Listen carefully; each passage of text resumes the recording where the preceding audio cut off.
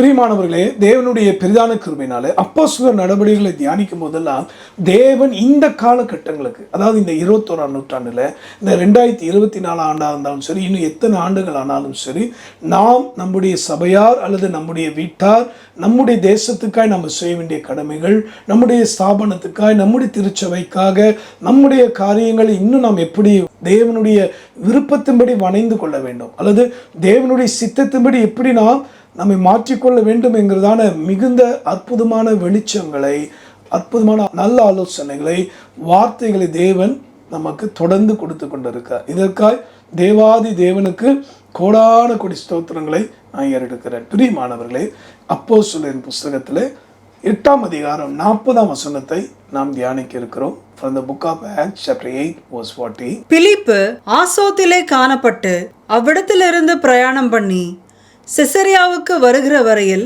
சகல பட்டணங்களிலும் சுவிசேஷத்தை பிரசங்கித்து கொண்டு வந்தான்.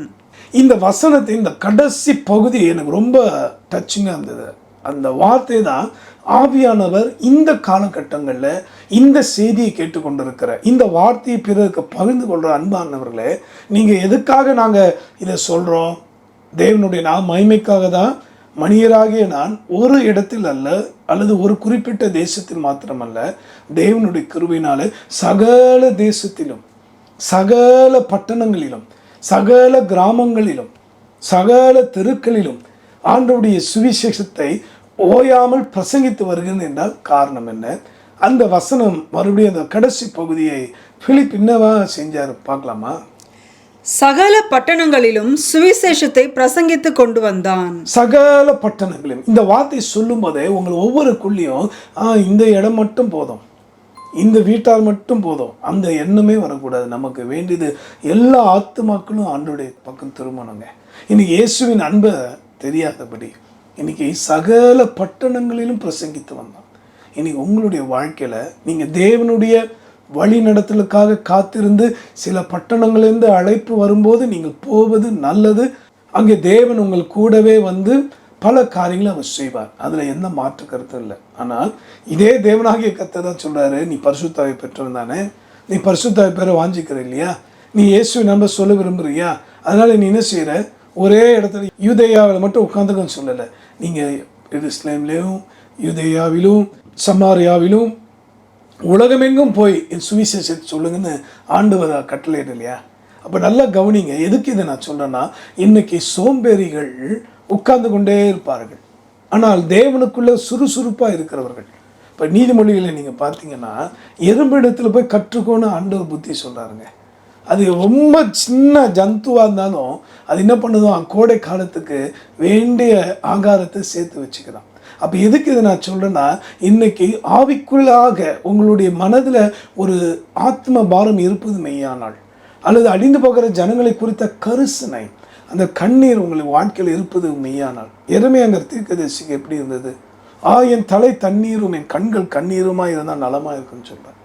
அவ்வளவாக அழிந்து போகிற ஆத்மாக்களை குறித்து, அல்லது வலது கைக்கும் இடது கைக்கும் வித்தியாசம் தெரியாமல் மறித்து மண்ணோடு மண்ணாய் போய் கொண்டிருக்கிறதான அந்த நரகத்தை நோக்கி பிரயாணப்பட்டு கொண்டிருக்கிற கோடிக்கணக்கான மக்களுடைய அந்த உயிரை அல்லது அந்த ஜீவனை தடுத்து நிறுத்துகிற அதிகாரத்தை தேவன் இயேசுவை ஏற்றுக்கொண்ட ஒவ்வொருக்கும் தந்திருக்கிறார்.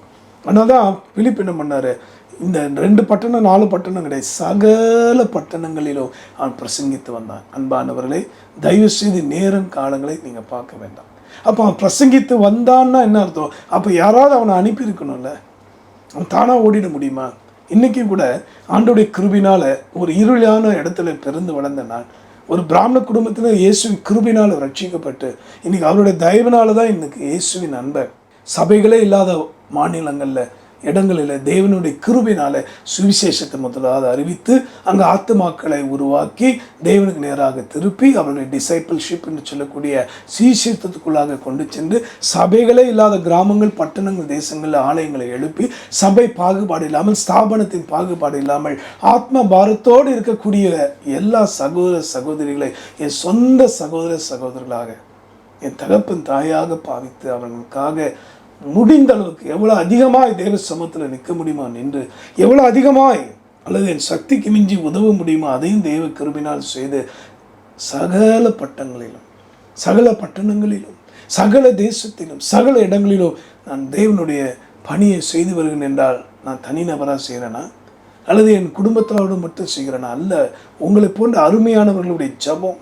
ரெண்டாவது, உங்களை போன்ற தயால குணம் உள்ளவர்கள், அதாவது பாரத்தோடு கூட தரிசனம் உள்ளவர்களை பார்த்தா உடனே கணக்கு பார்க்காம கர்த்தருக்காக பல ஆயிரங்கள், பல லட்சங்கள், பல கோடிகளை விதிக்கக்கூடிய உங்களை போன்ற நல்ல குணம் கொண்ட ஆத்ம பாரம் உள்ள நல்ல தரிசனம் உள்ள ஒரு சிலருடைய தயவால் தான், உதவியால் தான் இந்த பணியை நாங்கள் சிறப்பாக செய்கிறோம், இனிமேலும் செய்ய போகிறோம். ஏன்னா நீங்கள் நினச்சிடாதீங்க, இயேசு கிறிஸ்துக்கு பிதாவின் கிருபையினாலும் மனுஷ தயவினாலும் நாளுக்கு நாள் விருத்தி அடைந்தார்.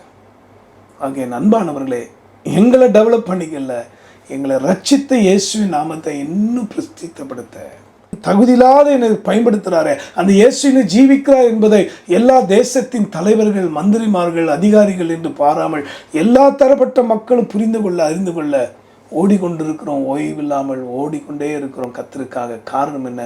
உங்களை போன்றவருடைய ஜெபமும் நீங்கள் உதார்த்தமாய் கொடுக்குற ஒவ்வொரு அந்த காரியங்களும் அவ்வளவு மகிழ்ச்சியை கர்த்தருக்கு கொடுக்குற. அதனால தான் சகல பட்டணங்களும் பிரசங்கித்து வந்தான். அதனால இன்னுங்க பெரிய பலன் கிடைச்சிடும்.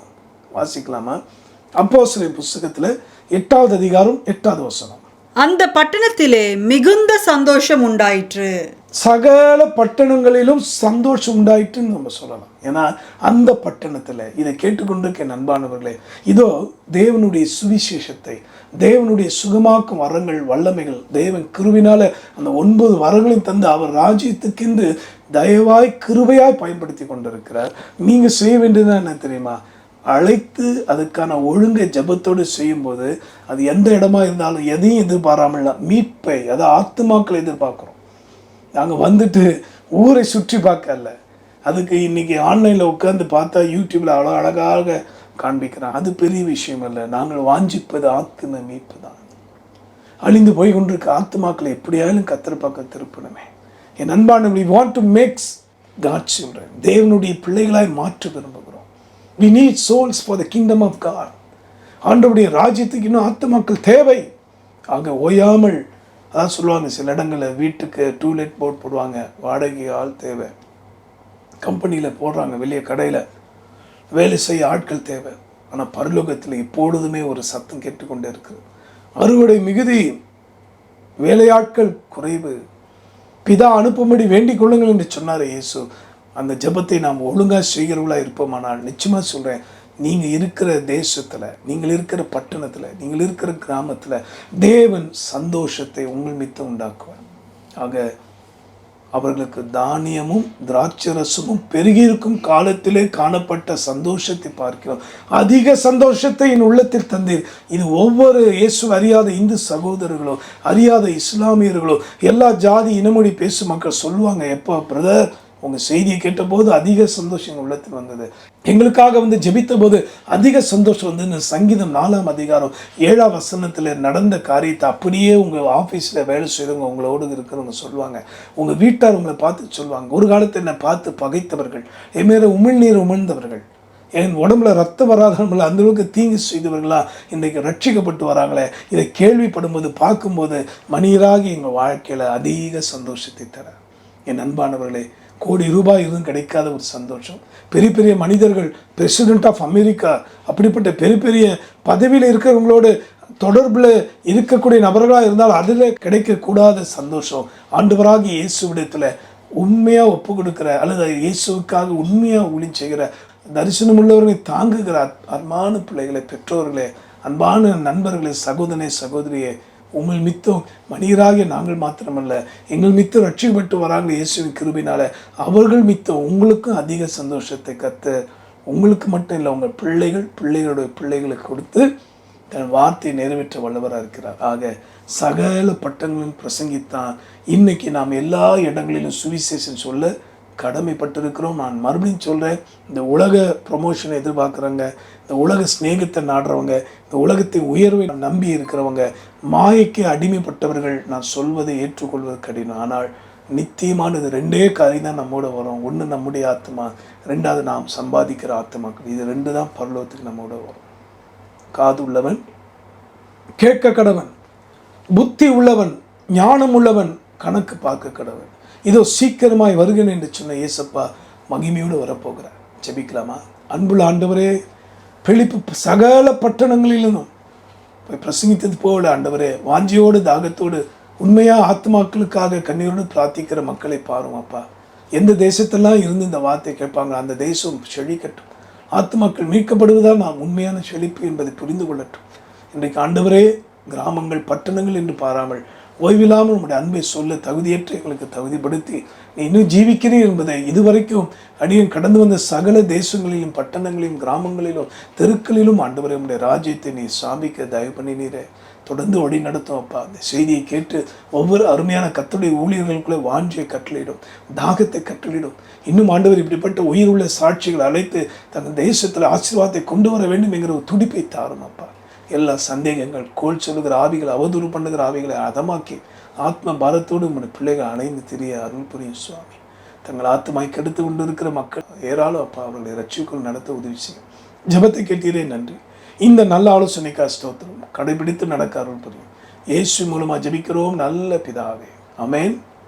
இந்த Light of the World Ministry உங்களுக்காக ஜெபிக்கிற ஊழி மாத்திரமல்ல, ஊழியர்களை ஊழியக்காரர்களை உருவாக்குற பணி. ஆக இந்த நல்ல பணியில் ஜெபிங்க, தாங்கி முன்வாருங்க. உங்களையும் உங்கள் சந்ததியும் கர்த்தர் தாங்குவார். God bless you.